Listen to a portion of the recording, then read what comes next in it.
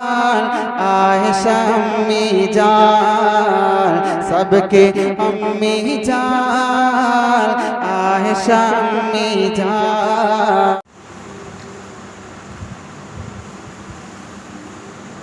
بسم اللہ الرحمن الرحیم۔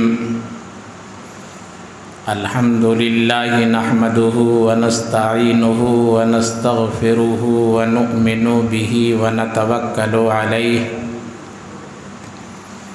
ونعوذ باللہ من شرور انفسنا ومن سیئات اعمالنا من یہدہ اللہ فلا مضل لہ ومن یضللہ فلا ہادی لہ ونشہد ان لا الہ الا اللہ وحدہ لا شریک لہ ونشہد ان سیدنا ونبینا ومولانا محمدا عبدہ ورسولہ صلی اللہ تعالی علیہ وسلم تسلیما کثیرا کثیرا۔ اما بعد فاعوذ باللہ السمیع العلیم من الشیطان الرجیم بسم اللہ الرحمن الرحیم۔ قال اللہ تعالی فی القرآن المجید محمد الرسول اللہ والذین معہ اشداء علی الکفار رحماء بینہم تراہم رکعا سجدا یبتغون فضلا من اللہ ورضوانا سیماہم فی وجوہہم من اثر السجود۔ صدق اللہ العلی العظیم وصدق رسولہ النبی الامین الکریم وَنَحْنُ عَلَى ذَلِكَ لَمِنَ الشَّاهِدِينَ وَالشَّاكِرِينَ وَالْحَمْدُ لِلَّهِ رَبِّ الْعَالَمِينَ۔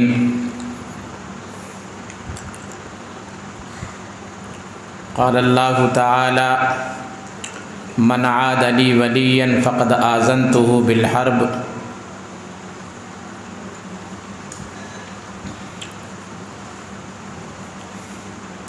سب سے پہلے ہم اور آپ انتہائی عقیدت اور محبت کے ساتھ محسن انسانیت امام کائنات فخر موجودات حضرت محمد الرسول اللہ صلی اللہ علیہ وسلم کی بارگاہ میں انتہائی پرخلوص انداز میں بآواز بلند ہدیہ درود پیش کریں۔ اللہم صلی علی سیدنا و نبینا و مولانا محمد وعلی آل سیدنا و نبینا و مولانا محمد وبارک وسلم۔ ایک مرتبہ اور پڑھیے جزا اللہ عنا محمدا ما هو اہلہ صلی اللہ تعالی علیہ وسلم۔ یا رب صلی وسلم دائما ابدا علی حبیبک خیر الخلق کلہم۔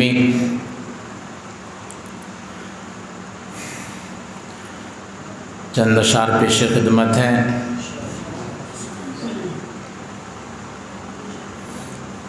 لا الہ الا اللہ لا الہ الا اللہ الا اللہ الا اللہ الا اللہ الا اللہ لا الہ الا اللہ محمد رسول اللہ لا الہ الا اللہ۔ ایمان کو مہکانا ہو تو ایمان کو مہکانا ہو تو کرو ذکر تم الا اللہ الا اللہ الا اللہ الا اللہ الا اللہ لا الہ الا اللہ محمد رسول اللہ۔ دل کو اگر چمکانا ہو تو کرو ذکر تم الا اللہ الا اللہ الا اللہ الا اللہ الا اللہ لا الہ الا اللہ لا الہ الا اللہ محمد رسول اللہ الا اللہ الا اللہ الا اللہ الا اللہ جنت میں گر جانا ہو تو کرو ذکر تم الا اللہ الا اللہ الا اللہ الا اللہ الا اللہ لا الہ الا اللہ لا الہ الا اللہ محمد رسول اللہ الا اللہ الا اللہ الا اللہ الا اللہ لا الہ الا اللہ کوئی بتائے دریاؤں کو ایسی روانی کس نے دی کوئی بتائے دریاؤں کو ایسی روانی کس نے دی کس نے چمکتا دن بخشا یہ رات سہانی کس نے دی یہ رات سہانی کس نے دی یہ رات سہانی کس نے دی وہ یکتا قدرت بھی یکتا وہ یکتا قدرت بھی یکتا ایسا ہے میرا اللہ ایسا ہے میرا اللہ لا الہ الا اللہ لا الہ الا اللہ محمد رسول اللہ دل کو اگر چمکانا ہو تو کرو ذکر تم الا اللہ الا اللہ الا اللہ الا اللہ الا اللہ لا الہ الا اللہ لا الہ الا اللہ محمد رسول اللہ الا اللہ الا اللہ الا اللہ الا اللہ غور کرو فرعون کے گھر میں موسیٰ کو پالا کس نے موسیٰ کو پالا کس نے موسیٰ کو پالا کس نے غور کرو فرعون کے گھر میں موسیٰ کو پالا کس نے موسیٰ کو پالا کس نے سوچو ذرا مچھلی کے شکم میں یونس کو پالا کس نے یونس کو پالا کس نے یونس کو پالا کس نے پہلے آگ میں ڈلوایا پھر آگ کو پھول کیا کس نے آگ کو پھول کیا کس نے پہلے آگ میں ڈلوایا پھر آگ کو پھول کیا کس نے آگ کو پھول کیا کس نے اس کے ہی تو گن گاتے ہیں ابراہیم خلیل اللہ الا اللہ الا اللہ الا اللہ الا اللہ لا الہ الا اللہ لا الہ الا اللہ محمد رسول اللہ صلی اللہ صلی اللہ صلی اللہ صلی اللہ صلی اللہ علیہ وسلم۔ صدر محترم، ناظم جلسہ، حضرات علماء کرام، معمر بزرگوں، پرسکون نوجوانوں، عزیزم پیارے بچوں، آج کا یہ پروگرام عشاق رسول کے نام سے منسوب ہے۔ عشاق عاشق کی جمع ہے۔ عاشق عشق کرنے والے کو کہتے ہیں، محبت کرنے والے کو کہتے ہیں۔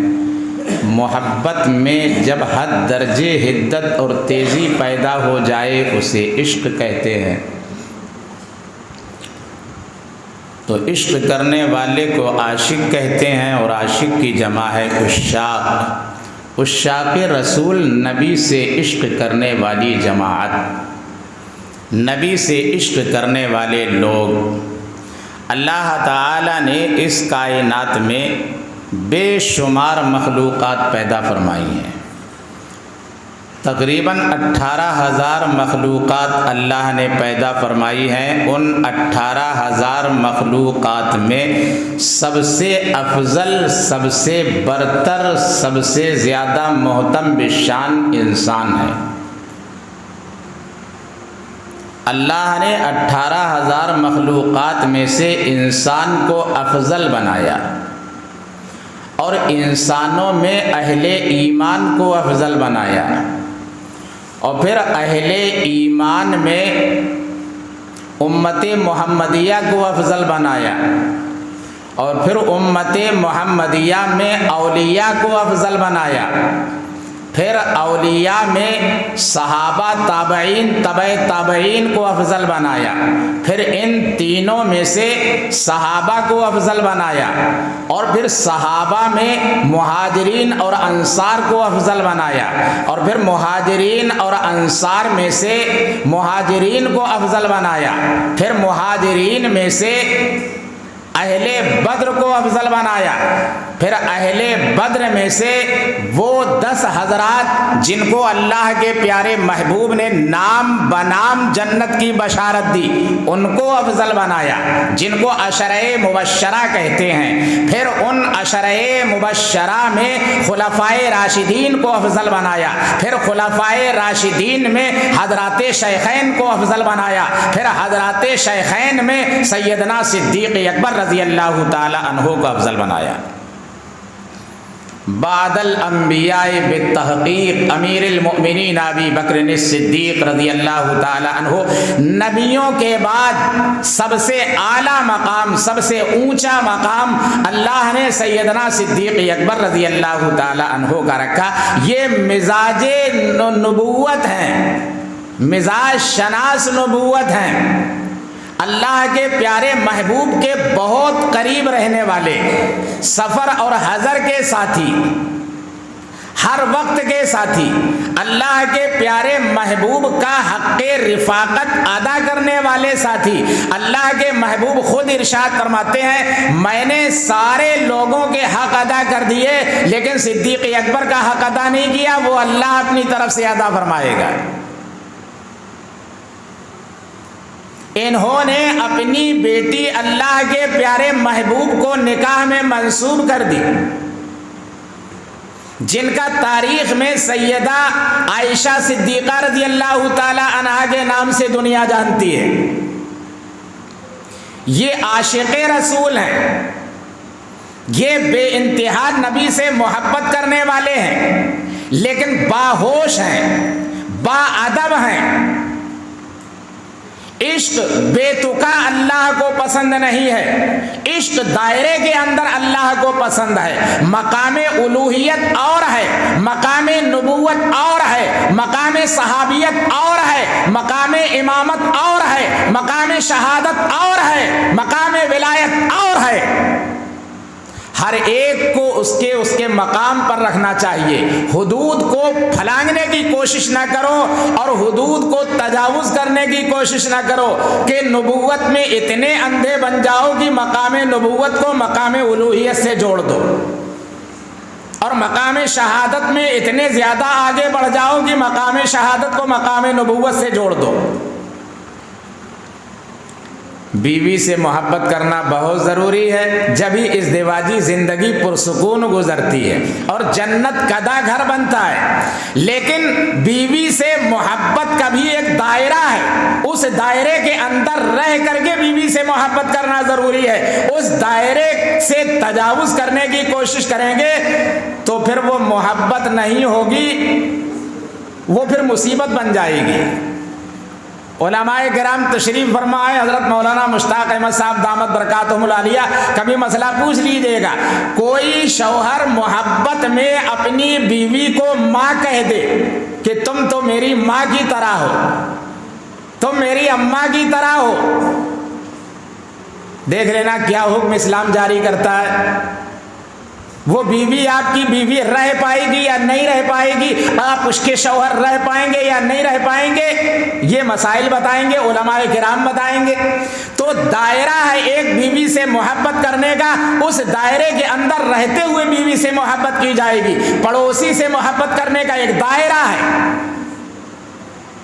اولیاء سے محبت کرنے کا ایک دائرہ ہے، انبیاء سے محبت کرنے کا ایک دائرہ ہے، بھائی سے محبت کرنے کا ایک دائرہ ہے، ماں باپ سے محبت کرنے کا ایک دائرہ ہے. تلک حدود اللہ فلا تقربوها، یہ اللہ کے حدود ہیں، جن کو تجاوز کرنے کی کوشش نہ کرو، جن کو پھلانگنے کی کوشش نہ کرو.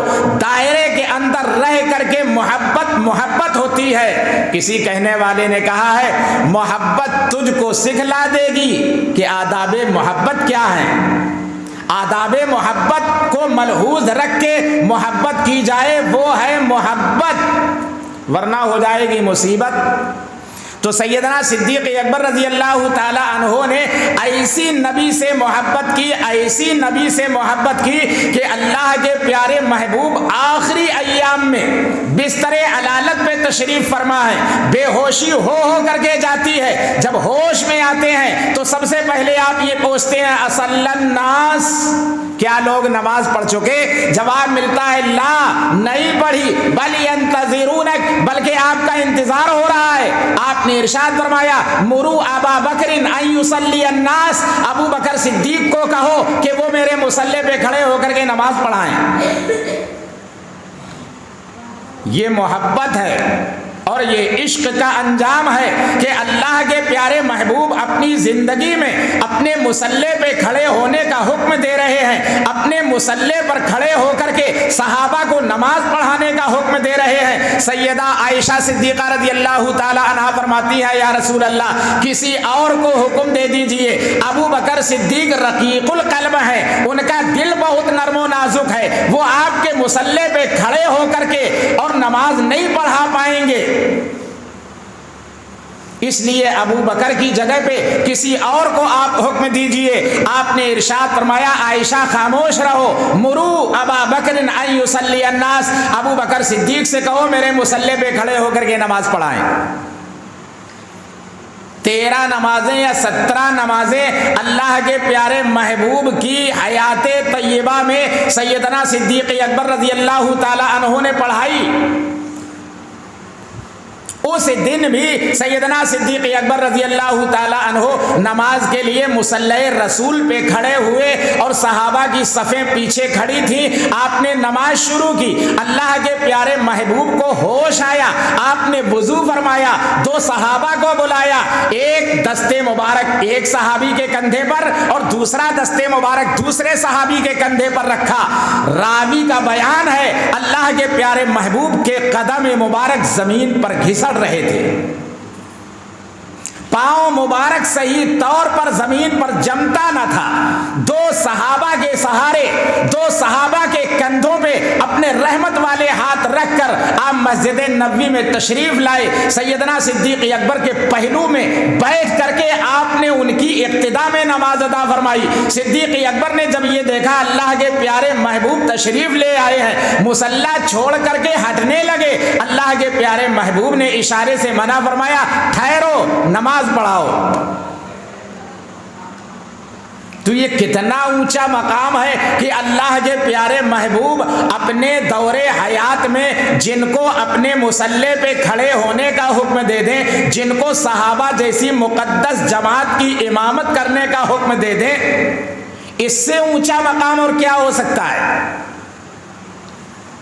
تو اللہ کے پیارے محبوب سے تمام صحابہ محبت کرنے والے ہیں۔ آپ صحابہ کی تاریخ کو دیکھیں گے تو صحابہ کے اندر آپ کو کچھ امیر بھی ملیں گے، کچھ غریب بھی ملیں گے، کچھ کمزور بھی ملیں گے، کچھ نادار بھی ملیں گے، کچھ دولت مند بھی ملیں گے، ہر طرح کے صحابہ ہیں، لیکن سارے صحابہ ایمان میں مشترک ہیں، سارے صحابہ اعمال میں مشترک ہیں، سارے صحابہ حب رسول میں مشترک ہیں، سارے صحابہ عشق رسول میں مشترک ہیں۔ تمام کے تمام صحابہ کے اندر اللہ کے پیارے محبوب کا عشق اور نبی کی محبت کوٹ کوٹ کر کے بھری تھی۔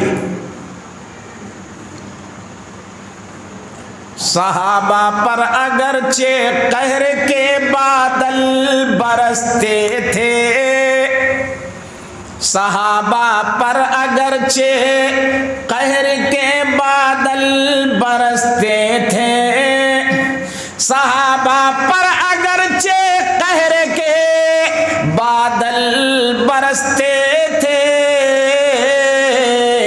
بیچارے سانس آزادی سے لینے کو ترستے تھے، بیچارے سانس آزادی سے لینے کو ترستے تھے، اور مسلمان عورتوں پر چابکوں کا میہ برستا تھا، مسلمان عورتوں پر چابکوں کا میہ برستا تھا، مسلمان عورتوں پر چابکوں کا میہ برستا تھا، اور شکنجے میں کسی کو جب کوئی بے درد کستا تھا، شکنجے میں کسی کو جب کوئی بے درد کستا تھا، مریض عشق پر رحمت خدا کی اور مرض بڑھتا گیا جوں جوں دوا کی۔ جیسے جیسے عشق رسول سے ہٹانے کی کوشش کی جا رہی تھی، صحابہ کو محبت رسول کے دامن سے الگ کرنے کی کوشش کی جا رہی تھی، کسی کو پھانسی کے پھندے پہ لٹکایا جا رہا تھا، کسی کی آنکھیں پھوڑی جا رہی تھی، کسی کا چمڑا ادھیڑا جا رہا تھا، کسی کی پسلیاں توڑی جا رہی تھی، کسی کو چیر کر کے 2 ٹکڑے کیا جا رہا تھا، اور کسی کو جلتی ہوئے انگاروں پر لٹایا جا رہا تھا، لیکن میں مصطفیٰ کے جام محبت میں مست ہوں، میں مصطفیٰ کے جام محبت میں مست ہوں۔ یہ وہ نشہ نہیں جسے ترشی اتار دے، یہ صحابہ کا عشق ہے۔ جب صحابہ نبی کے عشق میں کھرے اتر گئے، جب صحابہ نبی کی محبت میں کامل درجے کو پہنچ گئے، تو رب کائنات کی طرف سے اعلان آیا، رضی اللہ عنہم ورضوا عنہ، اللہ ان سے راضی ہو گیا، یہ اللہ سے راضی ہو گئے۔ یہی لوگ تو ہیں صحیح معنوں میں جو جنت کے حقدار ہیں۔ امام الانبیاء محبوب کبریا حضرت محمد مصطفیٰ صلی اللہ تعالی علیہ وسلم نے جنگ بدر کے موقع پر اعلان فرمایا، اور اعلان فرمایا کون ہے جو اپنی جان کو راہ خدا میں قربان کر دے۔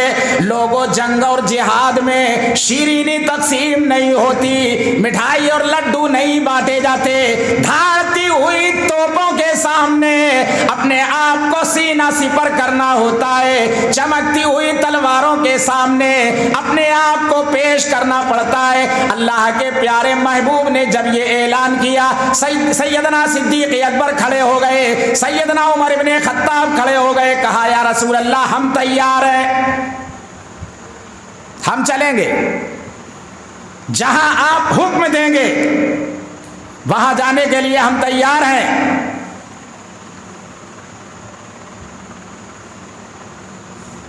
نبی کو اطمینان ہو گیا میرے صحابہ سارے تیار ہیں۔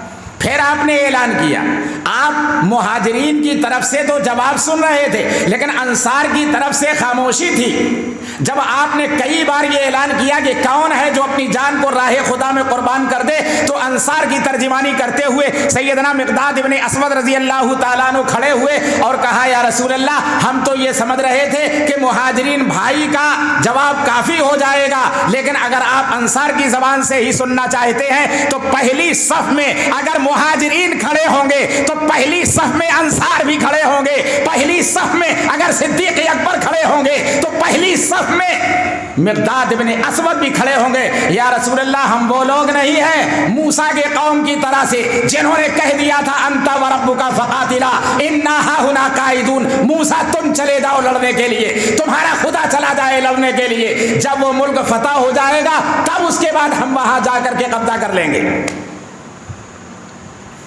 اٹھے مقداد اٹھ کر عرض کی اے سرور عالم، اٹھے مقداد اٹھ کر عرض کی اے سرور عالم، اٹھے مقداد اٹھ کر عرض کی اے سرور عالم، نہیں ہے قوم موسیٰ کی طرح کہہ دینے والے ہم، نہیں ہے قوم موسیٰ کی طرح کہہ دینے والے ہم، اور نبی کا حکم ہو تو پھاند جائیں ہم سمندر میں، نبی کا حکم ہو تو پھاند جائیں ہم سمندر میں، اور جہاں کو محو کر دیں نعرہ اللہ اکبر میں، جہاں کو محو کر دیں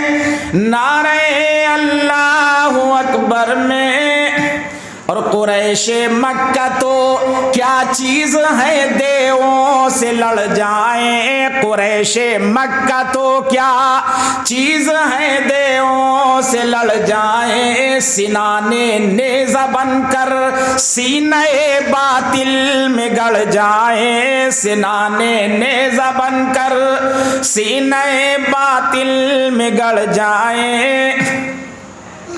تمام کے تمام صحابہ عشاق رسول ہیں، تمام کے تمام تابعین عشاق رسول ہیں، تمام کے تمام تبع تابعین عشاق رسول ہیں، تمام کے تمام ائمہ اور مجتہدین عشاق رسول ہیں، تمام کے تمام اولیاء عشاق رسول ہیں، سارے کے سارے سچے پکے مومن عشاق رسول ہیں۔ عشق رسول کے بغیر ایمان مکمل نہیں ہو سکتا۔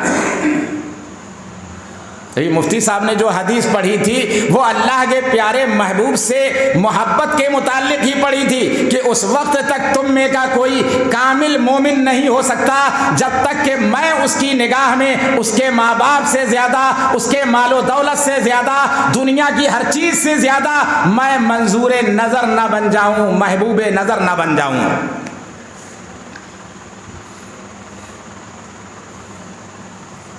یہی ہیں جن کے سونے کو فضیلت ہے عبادت پر، یہی ہیں جن کے سونے کو فضیلت ہے عبادت پر، یہی ہیں جن کے سونے کو فضیلت ہے عبادت پر، اور انہی کے اتقاء پر ناز کرتی ہے مسلمانی، انہی کے اتقاء پر ناز کرتی ہے مسلمانی، رہیں دنیا میں اور دنیا سے بالکل بے تعلق ہوں، رہیں دنیا میں اور دنیا سے بالکل بے تعلق ہوں، رہیں دنیا میں اور دنیا سے بالکل بے تعلق ہوں، اور چلیں دریا میں اور کپڑوں کو ہرگز نہ لگے پانی، چلیں دریا میں اور کپڑوں کو ہرگز نہ لگے پانی، اور انہی کی شان کو زیبا نبوت کی وراثت ہے، انہی کی شان کو زیبا نبوت کی وراثت ہے، انہی کی شان کو زیبا نبوت کی وراثت ہے، انہی کا کام ہے دینی مراسم کی نگہبانی، انہی کا کام ہے دینی مراسم کی نگہبانی۔ اگر خلوت میں بیٹھے ہوں تو جلوت کا مزہ آئے، اگر خلوت میں بیٹھے ہوں تو جلوت کا مزہ آئے، اگر خلوت میں بیٹھے ہوں تو جلوت کا مزہ آئے، اگر جلوت میں آ جائیں تو ساکت ہو سخندانی، اگر جلوت میں آ جائیں تو ساکت ہو سخندانی۔ الہی کیسی کیسی صورتیں تو نے بنائی ہیں، الہی کیسی کیسی صورتیں تو نے بنائی ہیں، الہی کیسی کیسی صورتیں تو نے بنائی ہیں، کہ ہر ایک دست بوسی کیا قدم بوسی کے قابل ہے، کہ ہر ایک دست بوسی کیا قدم بوسی کے قابل ہے۔ تو نبی سے عشق کی ضرورت ہے۔ ہمارے نوجوان آج کے زمانے میں نبی سے عشق کے بجائے یہودیوں سے عشق کرتے ہیں، عیسائیوں سے عشق کرتے ہیں، انگریزوں سے عشق کرتے ہیں۔ ارے اگر ہم اپنا ظاہر مسلمان نہیں بنا پائے ہیں تو باطن کو مسلمان کب بنائیں گے؟ اللہ اور اس کے رسول کو ظاہری مسلمان پہلے بنایا جاتا ہے اور باطنی مسلمان تو بعد میں بنتا ہے۔ ظاہر کا بنانا اور سنوارنا بہت آسان ہے اور باطن کا بنانا اور سنوارنا بہت مشکل ہے۔ ظاہر ہمارا مسلمان ہو جائے، اس کا مطلب یہ ہے کہ ہمارے سر کے بال اسلامی ہو۔ علماء کرام تشریف فرمائیں، اسلام نے ہمیں لاوارث نہیں چھوڑا ہے کہ جیسی تمہاری مرضی ہو ویسے بال کٹاؤ۔ یا تو سر کے سارے بال ایک سے ہوں، جتنے بڑے یہاں کے ہوں اتنے ہی بڑے یہاں کے ہوں، اتنے ہی بڑے یہاں کے ہوں اتنے ہی بڑے یہاں کے ہوں، یہ جائز ہے، یہ اسلامی طریقہ ہے۔ اور یہاں کے چھوٹے اور یہاں کے بڑے اور پھر یہاں کے چھوٹے اور یہاں کے بڑے تو ون سائڈ چلتی ہے نا، ون سائڈ کہتے ہیں، ٹو سائڈ کہتے ہیں، کیا کہتے ہیں اس کو؟ وہ پورا راستہ بنا ہوا ہے، نیشنل ہائی وے جا رہا ہے۔ دوسری شکل یہ ہے کہ پٹے بال ہوں۔ پٹے بال کی 3 قسمیں ہیں، لما، جمہ، وفرا۔ کانوں کی لو تک ایک طریقہ، دوسرا کندھوں تک، تیسرا گردن تک، یہ تینوں طریقے جائز ہیں، سنت ہے۔ یہ پٹے بال رکھنا سنت ہے، اس دائرے میں آئیے، یا پھر پورے سر کے بال کو ختم کر دیجئے، منڈن کرا دیجئے۔ چھوٹے بڑے بال رکھنے کی اجازت نہیں ہے، کہیں کے چھوٹے اور کہیں کے بڑے بال اگر ہوئے تو ہم نماز بھی پڑھ رہے ہوں گے تو گناہ پڑ رہا ہوگا، کھانا کھا رہے ہوں گے تو گناہ پڑ رہا ہوگا۔ اس لیے کہ جب تک وہ بال اس انداز میں رہیں گے کہ کہیں کے چھوٹے اور کہیں کے بڑے، جب تک گناہوں کی نحوست ہمارے اوپر پڑتی رہے گی۔ تو بال اسلامی ہو، چہرہ مہرہ اسلامی ہو۔ اللہ کے پیارے محبوب جناب محمد رسول اللہ صلی اللہ تعالی علیہ وسلم نے ارشاد فرمایا، قص الشوارب واعف اللحیہ، داڑھی کو بڑا کرو اور مونچھیں کم کراؤ۔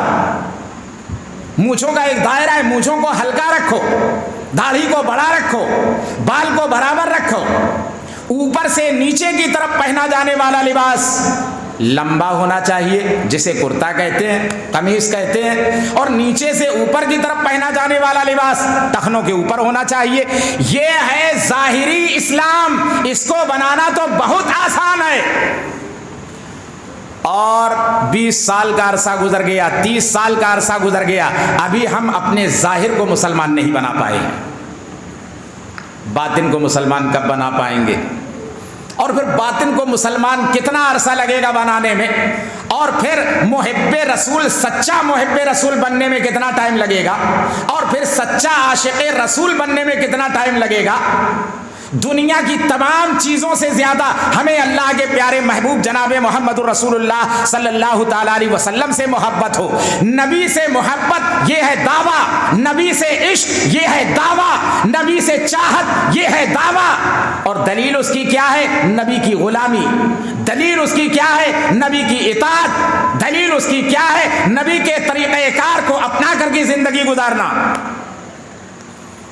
وسیلہ نصرت حق کا پیمبر کی اطاعت ہے، وسیلہ نصرت حق کا پیمبر کی اطاعت ہے، وسیلہ نصرت حق کا پیمبر کی اطاعت ہے، اور شفاعت ان کا حصہ ہے جنہیں حق پر قناعت ہے، شفاعت ان کا حصہ ہے جنہیں حق پر قناعت ہے۔ پیمبر جس عمل کا حکم دے کرنے پہ جھک جاؤ، پیمبر جس عمل کا حکم دے کرنے پہ جھک جاؤ، اور پیمبر جس عمل سے روک دے فی الفور رک جاؤ، پیمبر جس عمل سے روک دے فی الفور رک جاؤ،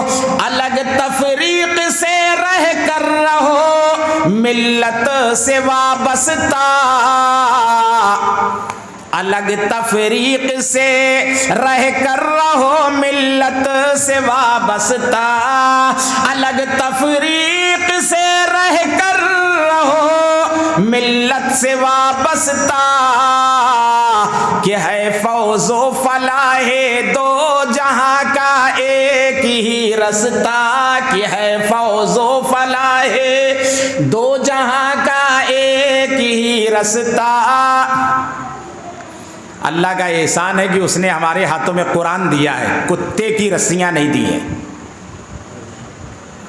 یہ کتوں کی رسیاں کتے والوں کو مبارک ہوں۔ اللہ نے ہمیں دین دیا ہے، ایمان دیا ہے، اسلام دیا ہے، نبی کی سنت دی ہے، نبی کا طریقہ کار دیا ہے، نبی کا طرز زندگی دیا ہے، نبی کا اخلاق دیا ہے، نبی کا کردار دیا ہے، نبی کی 63 سالہ زندگی کا ایک ایک ورقہ آنے والی امت مسلمہ کے لیے نمونہ حیات ہے۔ اس کو اپنانے کی ضرورت ہے، اس پہ چلنے کی ضرورت ہے، اس کو سمجھنے کی ضرورت ہے۔ شام غم ہم پہ یہ بات روشن ہوئی، شام غم ہم پہ یہ بات روشن ہوئی، سوز دل چاہیے آدمی کے لیے، سوز دل چاہیے آدمی کے لیے، چاند چمکا کیا شمع جلتی رہی، چاند چمکا کیا شمع جلتی رہی، ہم ترستے رہے روشنی کے لیے، ہم ترستے رہے روشنی کے لیے، ہائے کیا لوگ تھے کیسے وہ لوگ تھے، ہائے کیا لوگ تھے کیسے وہ لوگ تھے، وقف کی زندگی بندگی کے لیے، وقف کی زندگی بندگی کے لیے، ایک تم بھی تو ہائے افسوس ہے، ایک ہم بھی تو ہیں ہائے افسوس ہے، چھوڑ دی بندگی زندگی کے لیے، چھوڑ دی بندگی زندگی کے لیے، رونے والے تو رو رو کے چپ جائیں گے، رونے ہو جائیں گے، کون روتا سہی آخرت کے لیے، کون روتا سہی آخرت کے لیے۔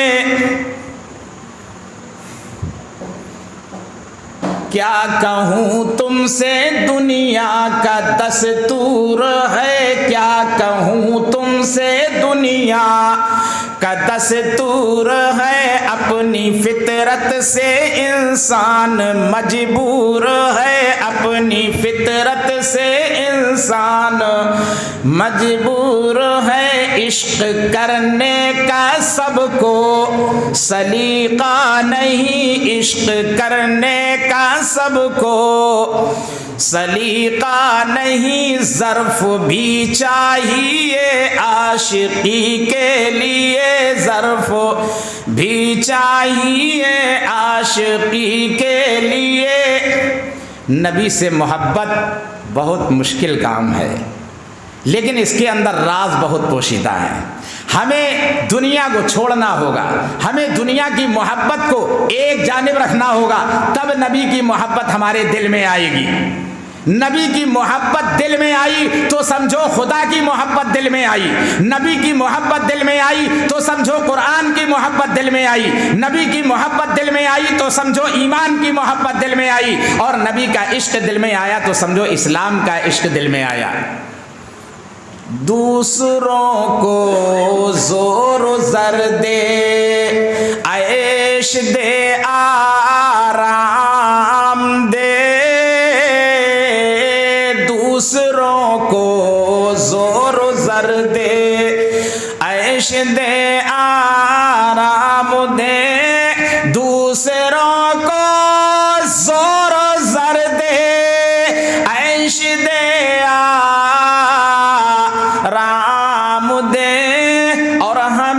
اس دولت دنیا سے صرف اسلام دے، اور ہمیں اس دولت دنیا سے صرف اسلام دے۔ یہ بہت بڑی دولت ہے، ساری دولتیں اس دولت پہ قربان ہو جائیں۔ آپ نے عشق و محبت کی داستانیں بہت پڑھی ہوں گی، اور عشق و محبت کی داستانیں بہت سنی ہوں گی، اور عشق و محبت کی داستانیں بہت دیکھی ہوں گی، لیکن نبی کے چاہنے والوں نے نبی سے جو عشق کیا ہے، اور نبی سے محبت کرنے والوں نے نبی سے جو محبت کی ہے، تاریخ عالم میں اس کی مثال نہیں مل سکتی۔ اللہ کے پیارے محبوب وضو کرنے کے لیے بیٹھتے ہیں، وضو کرنے کے لیے اپنے ہاتھوں پہ پانی ڈالتے ہیں، صحابہ اپنے ہاتھوں کو نیچے لگائے بیٹھے۔ نبی کے ہاتھوں سے پانی گزر کر ہمارے ہاتھوں میں آ جائے، اس پانی کو ہم اپنے چہرے پہ مل لیں تاکہ ہمیں برکت حاصل ہو جائے، اس پانی کو ہم اپنے جسم پر مل لیں تاکہ نبی کے ہاتھوں سے گزرا ہوا پانی، بابرکت پانی ہمارے جسم میں لگ جائے، تو اللہ اس جسم پر جہنم کی آگ کو حرام کر دے۔ نبی تھوک رہے ہیں زمین کی طرف، صحابہ اپنے ہاتھوں میں لے رہے ہیں، یا رسول اللہ آپ کا لعاب دہن زمین پہ گر جائے، یہ تو توہین ہے، آپ کا لعاب دہن ہمارے ہاتھوں میں آ جائے تاکہ ہم اپنے چہرے کی زینت بنا لیں۔ دکھاؤ دنیا میں کوئی ایسی مثال چاہنے والوں کی، اور دکھاؤ دنیا میں کوئی ایسی مثال عشق اور محبت کرنے والوں کی۔ یہ مثال بھی اگر ملے گی تو محمد کے دیوانوں میں ملے گی، کہیں اور نہیں ملے گی۔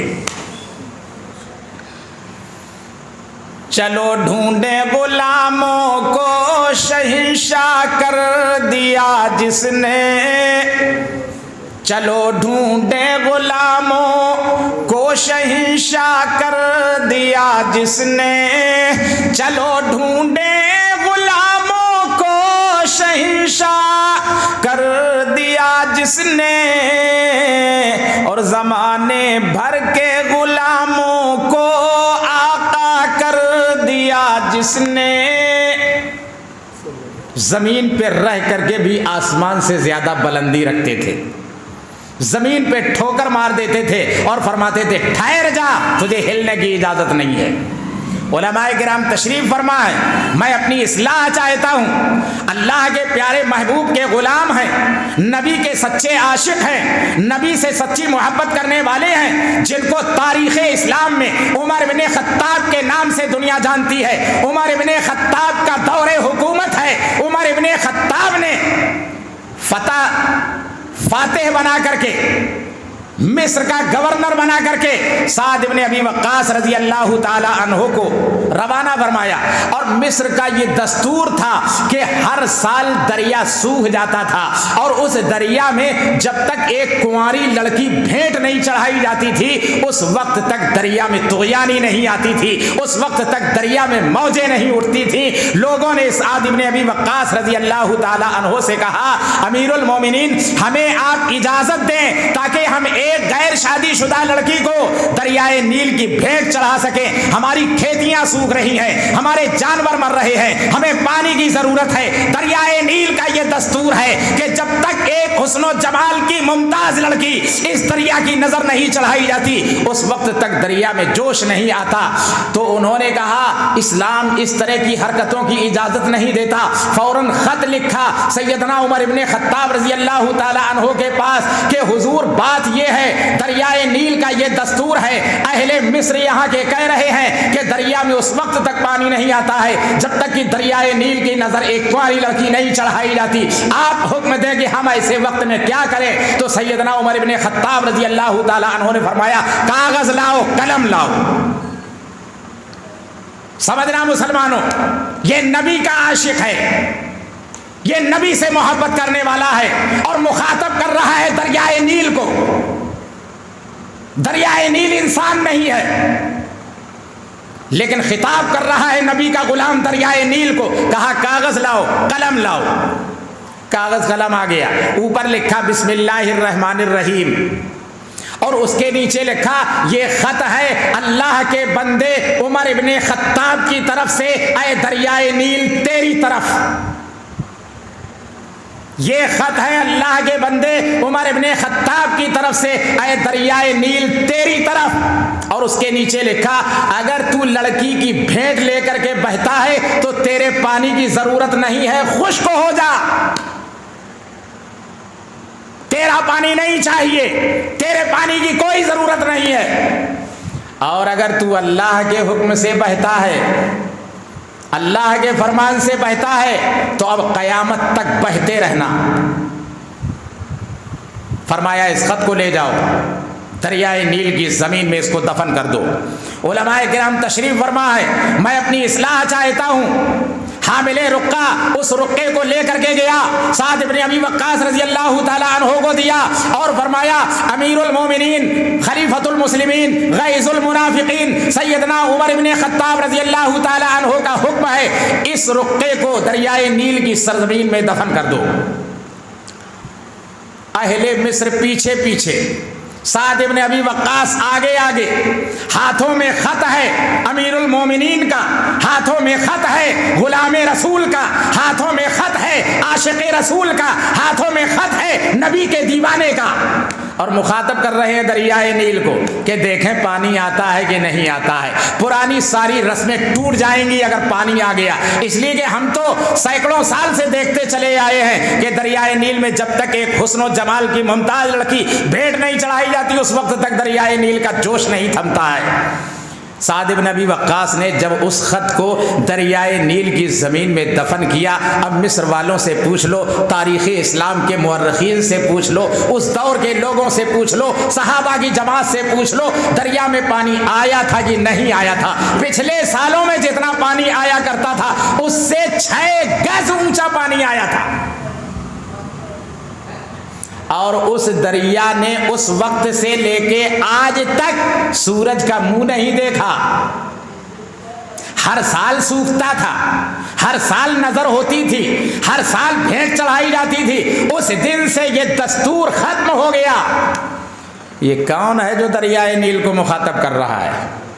یہ کون ہے جو ممبر رسول پہ کھڑے ہو کر کے کہہ رہا ہے یا ساریت الجبل، اے ساریہ پہاڑ کے قریب ہو جاؤ، دشمن کی فوج تم پر حملہ کرنے والے ہیں۔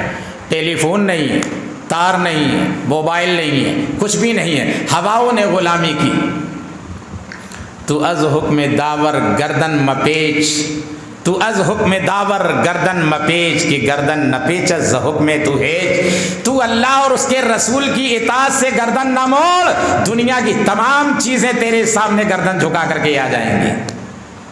کسی اللہ والے کو کسی نے دیکھا کہ شیر کے اوپر سواری کر کے چلے آ رہے ہیں، ارے پھاڑ کھانے والا جانور، جنگل کا بادشاہ، درندہ جس کو کہتے ہیں۔ کہا حضرت آپ نے شیر سے دوستی کب سے کر لی ہے؟ کہا جب سے اس بندے نے اللہ سے دوستی کر لی ہے۔ اللہ کے بندے کی دوستی اللہ اور اس کے رسول سے ہو جائے، پھر دنیا کی کوئی حیثیت نہیں ہے، دنیا کی کوئی مجال نہیں ہے کہ ہمیں کوئی کچھ نقصان پہنچا سکے۔ بات یہ ہے کہ ابھی ہم میں ہی بہت کمی ہے، ابھی ہم میں ہی بہت کمی ہے۔ یہ ہر مہینے کی 5 تاریخ کو حضرت یہ پروگرام کرواتے ہیں، اس کا واحد مقصد یہ ہے کہ امت مسلمہ کے سامنے ایک پیغام پہنچے، امت مسلمہ جاگ جائے۔ سوئی ہوئی قوم جاگ اٹھی، بیدار مسلمان سوتا ہے، سوئی ہوئی قوم جاگ اٹھی، سوئی ہوئی قوم جاگ اٹھی، بیدار مسلمان سوتا ہے، اور گہوار مومن